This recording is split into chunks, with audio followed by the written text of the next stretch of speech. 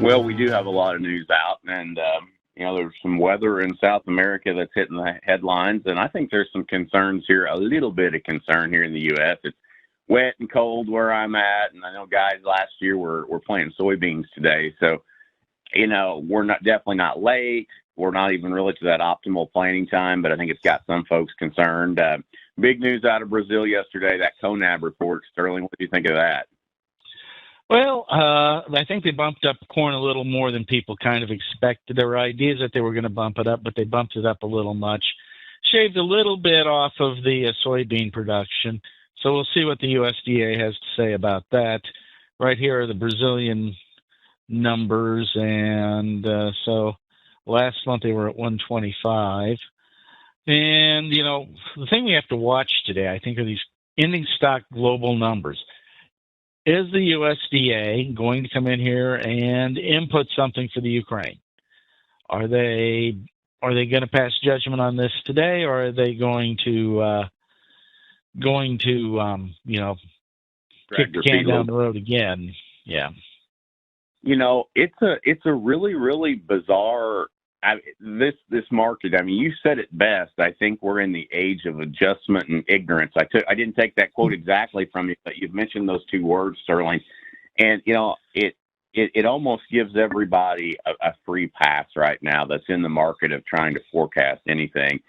To kind of throw some things out there that have really, really shocked me over the last few days is, you get the initial news of Ukraine, and you just make the assumption that, okay, that 1.6 billion, 1.7 billion corn has got to come, that normally would leave the Black Sea out of Ukraine for their exports. They raise more than that, but that's what they export. You got to think that's got to come from someplace else. And initially there was that knee-jerk reaction that the CIF market in the U.S. was really, really strong. We saw barge freight. We talked about that in some of our meetings and kind of explained how that worked. We saw barge freight go crazy for this time of the year. Now, if you go to the Gulf, CIF basis, so kind of to think about it as basis, we call it CIF, has gone from a high of like 145, so that's 145 over the board in the nearby months, down into the 110s. And it seems really bizarre to me that the world's not scratching for corn, and it's even got the experts scratching their head a little bit here. So there's some weird stuff going on out there. Well, I think we need to talk about demand destruction a little bit. And here, Christy, I'm going to go ahead and grab my screen real quick. I'm going to go ahead and share this. And as you can see, we have our usual report day scoreboard up here. Right here at the top, here's a report that came out at 3 in the morning. This is actually issued by the United Nations Food Office in Rome. And this is the food price index. You can see last month it was at 140.7. This month, 159.3. And what this measures is global food inflation. I'm going to make a chart here of this real quick, a good chart we can see. And as you can see, that's going up meaningfully. And that's something, we have to think about, what degree of demand destruction are we going to see coming out of this? Sean Conley, if any of you are familiar, is the CEO of Conagra Foods. And he came out last night after Conagra had dropped their earnings reports. They're looking for 17% food inflation.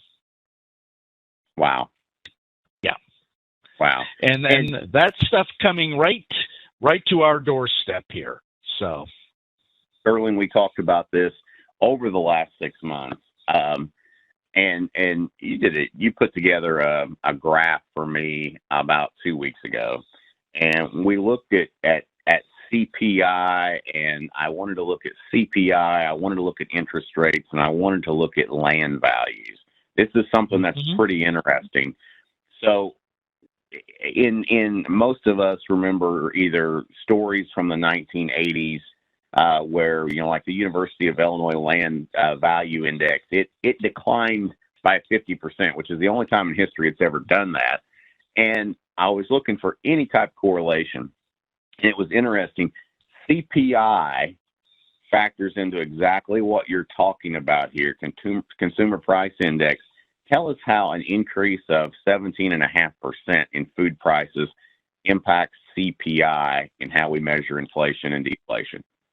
Well, they use a couple of measures of CPI, and we actually have CPI coming out next week here, and I'm going to go ahead and switch over to that screen real quick. And as you can see here, we have CPI X food and energy. Okay, so we have the hard CPI number right here at 8.4 is what they're looking for. We had 7.9. Then we take it out X food and energy. So right here we had about 6.4 when you take food and energy out. So from that we can, discern fairly easily that that's going to amount to about 2% of inflation. So where this also comes in here, the more important inflation numbers, these PPI numbers. See, we're looking at PPI, Street's looking for 10.6. Last month it was at 10.8. And here you see a 2.2 difference in the food and energy, because when you add in for producers, you throw in restaurants, grocery stores, and all that. So we have two kinds of inflation dynamic going here. We have component inflation, meaning when ConAgra goes and buys all those parts to assemble that TV dinner, you're getting inflation on those parts. When ConAgra pumps that into the supply chain to go sell it at the high V, there's inflation there. So you have two factors of inflation driving food prices up. You make a good point. The more the raw commodity is introduced to processing and transport, the more it reflects inflation. And that's we've made this point for 6 months that it's not inflation does not necessarily impact the base commodity in corn and beans, but the more it's put through the processing component, the more it's put into the freight component, the more that pours into it, the higher and higher that becomes. And I remember, in the early 80s, and I know that Christy, you probably do too, Sterling, you as well, I remember going to the box store to get groceries. I remember cutting back on that trip to McDonald's during the week. I remember not so much poultry being introduced, but, a lesser quality of beef. Maybe it's more hamburger than anything else. And Sterling, what you're suggesting right here is this 17.5% has to change things. It has to adjust things. So a really good example of domestically how we're adjusting. And I'll mention this. We are probably one of the later countries to start the adjustment process, just because of how we spend our money in budgets on a monthly basis. So we've probably already seen this in a major way in China. We've probably already seen this in a major way in Japan. We're starting to see it now. And I guess of all the usage numbers, specifically on corn and soybeans, you really know you've started to adjust your usage when we see domestic numbers in the United States change. Sterling, what do you think about that thought? Yeah, that is something. The United States spends less as a percentage of your monthly budget on food than any other country. Where this really has impact, lesser developed countries are really going to materially suffer for this. Large parts of China are going to suffer for this.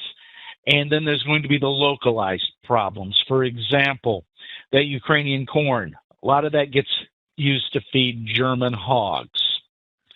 Guess what? That's all of a sudden becoming less and less economically viable. So that is going to have a push through all the way into Europe. I've noticed that cutout prices for meat are starting to turn higher. We were coming right out of a seasonal lull, and we're going to see those pick up. So we're going to see prices go up for meat at the grocery store and the meat counter, and even more so when you look at the packaged food and the processed food. Something else that ConAgra said was they have about 8% of their portfolio is organic food. They have noticed a drop-off in organic purchases because organic prices have gone up even more than what we would see in the normal packaged or the center of the store items. So you have that dynamic going on where we're already beginning to see customers switch from more expensive items to less expensive items. Now, the reason I've got the Dow transports up here is freight rates for everything, be it trucks, whatever, have collapsed in the last 2 or 3 weeks, and the earnings for these companies are now projected noticeably lower. And so we're starting to see material play out of this in a lot of other places as well. So if you look at headlines on the major business networks, you obviously see recession fears, and you guys can start to see some of the base causes of this. And we are seeing some of those signs. While we haven't seen necessarily big sell-offs in the S&P, the Dow, you start to see some reasons why people want to suggest that that can happen. You mentioned real quick, Sterling, you mentioned that organic market. Having been involved in the export world and the specialty market, and I'll talk about non-GMOs, specifically to Japan, back in 2008 through 2012, it became a tougher and tougher sale as prices went higher, and we're seeing that exact same thing happen in organic. I assume we're probably seeing it in the old non-GMO market as well. So it's a little bit tougher to pay a big premium over a higher price than it is a big premium over a lower price. So adjustments across the board. Yeah. And, you know, some of these companies' earnings, like ConAgra, is still projecting higher earnings coming into Q4, but they're projecting those higher earnings on noticeably lower volumes. So there's going to be changes in habits in the households. And one place that I'm more concerned about is how much inflation we're actually going to see at a restaurant. How much is that going to go up? I know a year and a half ago, 2 hamburgers and 5 beers at the local watering hole here ran about $50. Now it's $75. Yeah. What was that? That was just what you had. Yeah, that was just my portion. So that's going to affect, are people going to, not go into restaurants? We're going to see that hitting on earnings. It's going to be a shaky and shuddery mess. It's, for me, I'll tell you, this market has been unsettling, and it's not one reason, a lot of different reasons out there. From a personal standpoint, it makes you evaluate debt. It makes you evaluate your investments, your retirement plan, that sort of thing. It feels awfully shaky. In ags, I guess I have that unsettling feeling as well. It seems two things going on here, and I'll tell you what concerns me is times have been good on the farm. The last 24 months have been about as good as any 24 months we've had.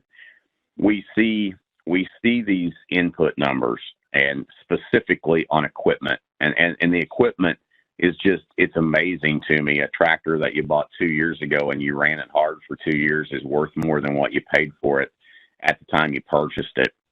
A new combine being hit in corn head, and you're looking at a number that it was unfathomable 3 years ago, and it's there. It scares me from the standpoint of any surprise in this market, any adjustment in this market. And we don't have to go back to what we call low prices. We can go back to a moderate price of $5, which is, historically a really good number. And I think it's going to create some issues out there. That scares me, from a farming standpoint. And then just all this unknown with Ukraine. You talked about it earlier, and as we lead up into the minutes before, it seems odd that we have not adjusted numbers to reflect what Ukraine is going to be, absent from the worldwide market. And it also seems really weird to me that our export market has not exploded in the meantime. So I kind of talk out of both sides of my mouth here. It looks like we haven't adjusted for Ukraine being in the marketplace, and at the same time, we're not seeing that demand. So maybe we're right not to adjust. And that's what these unknowns, they're, like I said, they're unsettling to me. Well, if we look at, export inspections, actual exports, we're humming right along. We're moving probably as much grain as we can move. So if we were going to see the exports really expand, it's going to be start in June, July, when we start getting the second season beans, when pork capacity frees up a little bit, things like that. And we've seen some pretty good flash sales for soybeans and corn coming up for old crop, which is a little bit unusual. And our outstanding sales number for soybeans is picking up in particular. I still think we have, a lot of people going to this hand-to-mouth mode, and that's affecting behavior. And to just the capacity and ability to move it may not exactly be there just yet. And again, some of these problems, we've seen exports of wheat coming out of Russia. And these have picked up, going to particularly to countries that maybe aren't quite our friends. So that's something else that, another dynamic that we have to pay attention to here. This chart I've got up here is 10-year interest rates, and guess what? The price of money, like everything else, is going up. This line right here, that was March 7th. We were at 1.77%. Today we printed a high of 2.72%. So interest rates have moved up a full point in a month, which this is the sharpest rate of rise for interest rates in history and the second biggest since the early 1980s. And something I'll point out about this that I'm paying close attention to, this is when the Fed stopped buying bonds. They haven't started releasing and selling bonds off the balance sheet yet. This is just when they quit their buying. And we see how much these rates have gone up, because when interest rates go down, the price of those bonds, when interest rates go up, the price of the bond goes down. And so we have definitely seen a big change of tide here.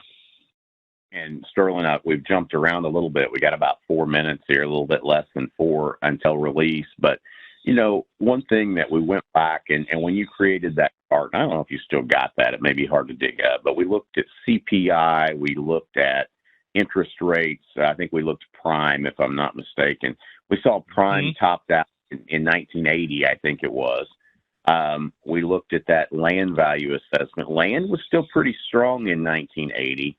In 1982, we saw CPI hit some highs that we haven't seen. So, in other words, inflation, strong as it's been until recently. And there was about a 2-year lag, maybe a 1-year lag when land values came down. And I bring that up. I'm not trying to suggest that is going to be the case, but it certainly stands out. If you look at that historical chart, it stands out with CPI increasing. When that inflation broke, when it started to deflate slightly in that mid-80s, we saw land values come down with it, and it's mildly concerned. Yeah, and that, we had a lot of farmers who were very heavily leveraged on those higher land values, not unlike we saw in 2008 with homeowners. And when that value started to go down, that's when you began to really have liquidity problems, and you started having problems in the banking sector. But this is a chart of that same 10-year we were looking at. We peaked right here in 1981 at 15.5%. As you can see, we've had a very long run of interest rates going down steadily. It's not shared. Sterling, can you share that chart? Oh, sure. I was showing you the prices here. We've got markets that are moving kind of surprisingly in front of a report, but this is a long-term picture of 10-year interest rates. As you can see, interest rates have been consistently dropping, really, since they peaked here in the 1980s. And we're starting to see a bit of a change, and how long that change lasts is going to be interesting, and how high we actually go. Just keep in mind. I'll throw out something here, Sterling. One thing that I had made the assumption on is that we would see something with rates and land values. Of course, there's not a lot of correlation there.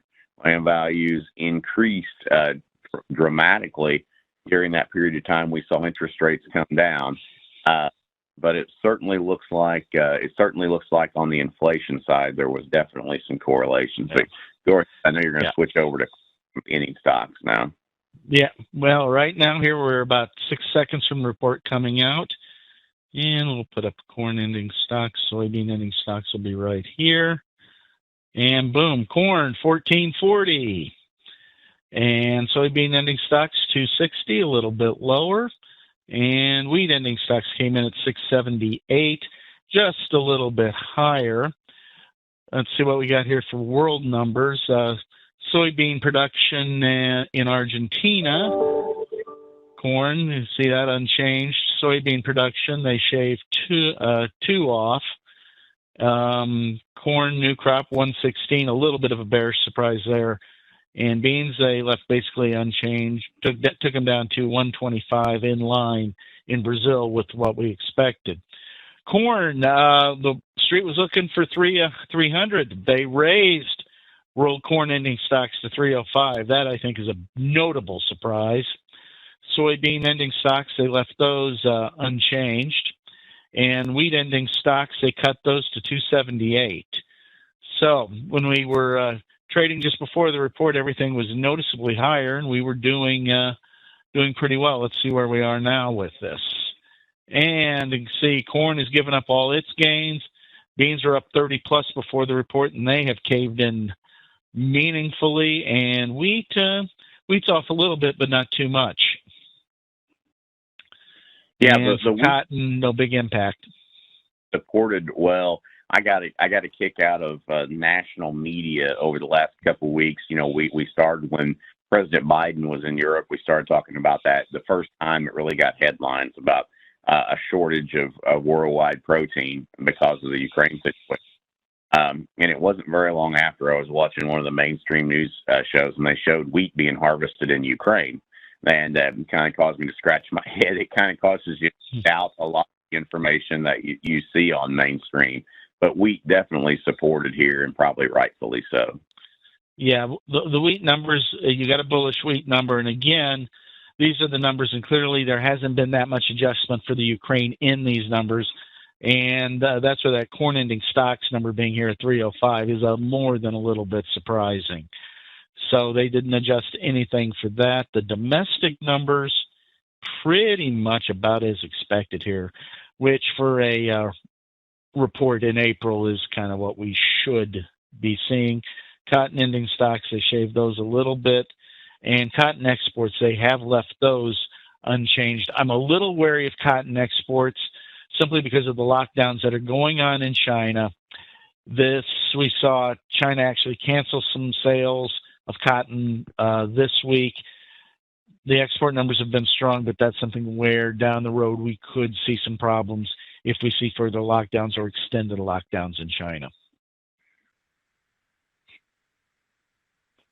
Yeah, it's your typical April report, but with the circumstances in the world, never know what any of these reports are going to do. So you have to kind of expect the unexpected.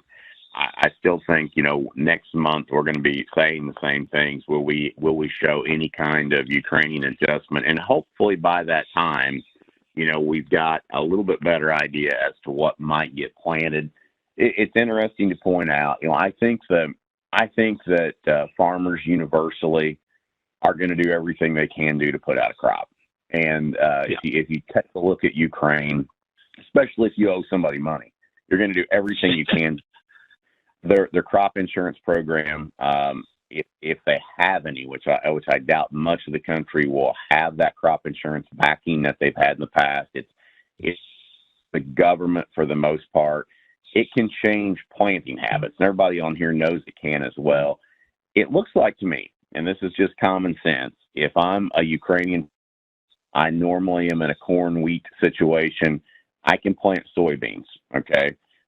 All of a sudden, you can throw a lot of the rules out of the window. If you've got bin-run soybeans and you've got a planter, got the fuel to plant the crop, I'd probably opt to go with soybeans just because fewer inputs. I may not have to have the fertilizer down like I would have to for corn.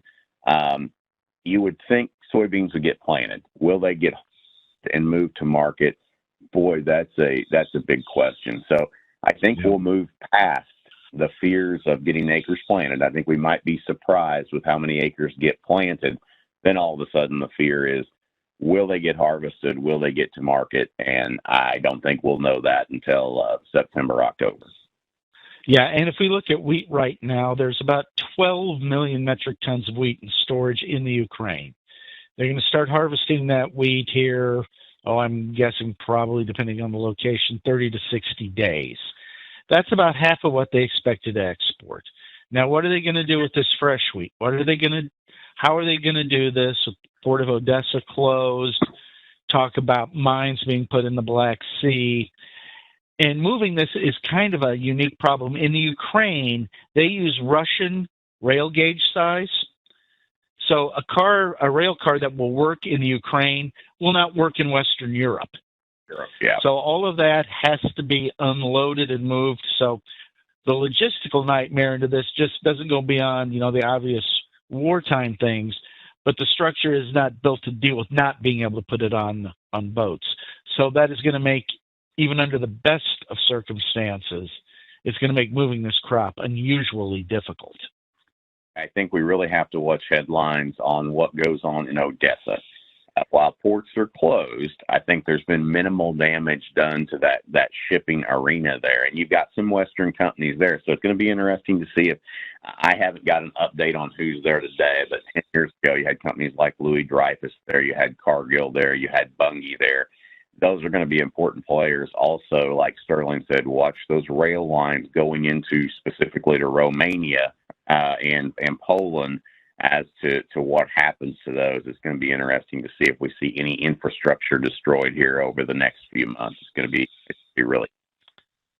Yeah, well, that's going to add one set of nervousness. And, we're not free and clear here under U.S. weather. I mean, on the May report, we're going to see, the first look at, the new crop here.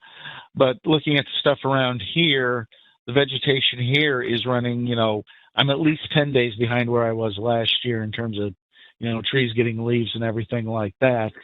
And, precipitation is near and dear. We're doing a little better, but we're not doing well. So what we're seeing here down in Southern Illinois, we're at least 2 weeks behind where we were last year. And there's some reluctance from commercial application companies to put that herbicide down the ground just for fears it's so cool. You don't have the room in dollars for resprays, and maybe not even room in supply for resprays. I have seen, it's kind of interesting, I have seen a little bit of tick down in glyphosate Princep prices from a cash market over the last 2 or 3 weeks. So that may be a good sign. But I think there's a lot of caution on getting out there too early, especially when it comes to the chemical side of things. Yeah. Now, turning back here to the markets, corn is basically back to where it was prior to the report. And soybeans are as well here. And I can switch this over and we can put up some charts here real quick. So here, if we look at the corn,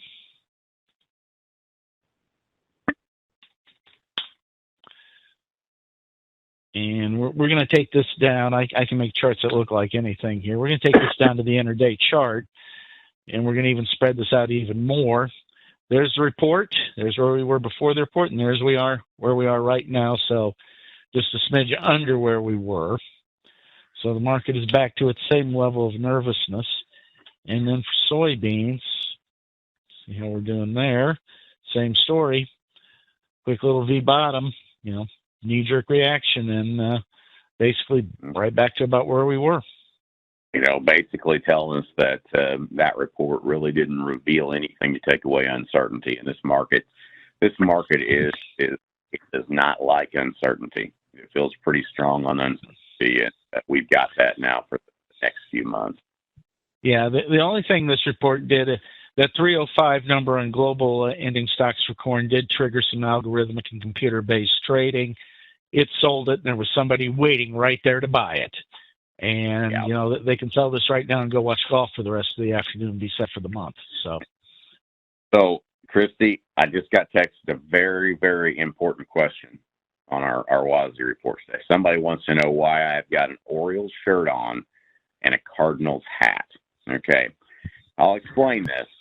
The Orioles, before the Orioles, they were the St. Louis Browns. And so I had split between the Cardinals and Browns.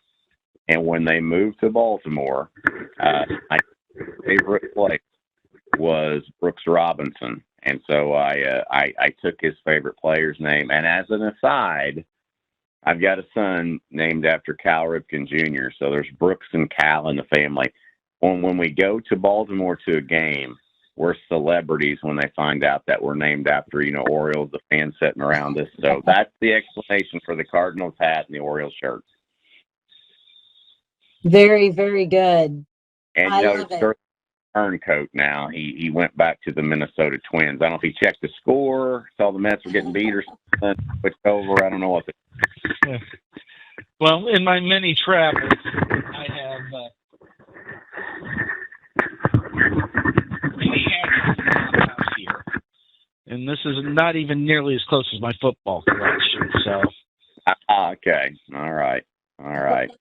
Well, Christy, we're kind of tail end of this thing. We tried to have some fun today with opening day. Hopefully, the Cardinals and the Orioles and the Royals and the Mets all fare well today for our purposes. But looks like markets are going to fare really well too, with just this uncertainty out there. Still no adjustment to the Ukraine news overall. I think we've got to pay close attention to these WASDE. Any information that we get out of USDA over the next few months, because we're going to slowly put this puzzle back together. I think Sterling started this meeting off with something that we need to take home, though, and that is, and Wayne, I just got your message there. The Reds are in first place for a day. So good luck. I enjoyed listening to Joey. They mic'd up on the field, too. But, we are adjusting, okay? And this is one thing that we can't lose sight of. We are adjusting rapidly. Our usage numbers they're invisible to a lot of people. It takes a while for them to be reflected in the marketplace. In other words, like Sterling talked about, the switch in habits in the U.S. from a steak to a pork chop to a chicken breast, they're taking place. And they're taking place more rapidly than we think they are. The news will catch us later. In the export realm, why aren't we seeing that big boom in nearby corn? I don't know, but I think that the market is adjusting. Is the COVID situation in China playing a role that we don't see? And the way it works is we don't know about it first on a headline and then see it in numbers. We see it in the numbers first and then realize how extreme the situation is. So our usage is adjusting. We know that Ukraine supplied about 1.6, 1.7 billion bushels of corn to the world market. And the world is trying to do what it can, silently, invisibly, to make sure that they make ends meet without that. They're preparing for that. So, Sterling, I think you did a great job of setting this up with the adjustments that are going on in the usage categories. Yeah, and what we're going to see if that export market picks up, this is the corn inspections number. And every Thursday, this actually comes out on Monday, but it's in our export report on Thursday. If we start to see this number materially push higher and then be able to hold it, particularly as we get out here and towards second season beans and everything like that, that's going to be where we know the world is coming in here and supplies are going to get noticeably tight. We throw in some weather with that, and we could be looking at some pretty staunch market fireworks here. Mm-hmm. Yeah. Well, very good. Christy, I'll let you kind of take us away. We had good attendance today. I appreciate the comments that have come through. I had a couple other ones on text here. And, probably not a lot of different information out of this report, but something that we have to be cognizant that these things can change the marketplace pretty quick. Absolutely. We do want to thank you all for being with us today. We did record today. We will try to have this in an upcoming Daily Market Outlook, which is our daily email. If you're not receiving that and would like to, please shoot us an email at marketinginfo@sompointernational.com. We do have that in our chat box there. So be sure to send us an email. We'll get you signed up, and any of your producers or agents would be happy to get you signed up to receive that. We do have our next marketing meeting that will be, go ahead. Christy, let me throw this out. We're Sure. working really hard to promote some podcasts out there. And I know that Absolutely. podcasts sometimes little bit different for farmers to get into. The text message that comes through will link you to that podcast. We're going to add to this.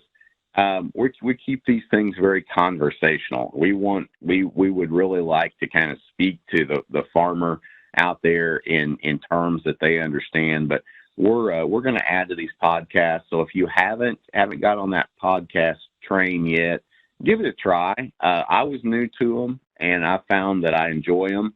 I look at them in the evening a little bit more than I do during the day. But check those podcasts out, because we're going to try to do that a little bit more over the future.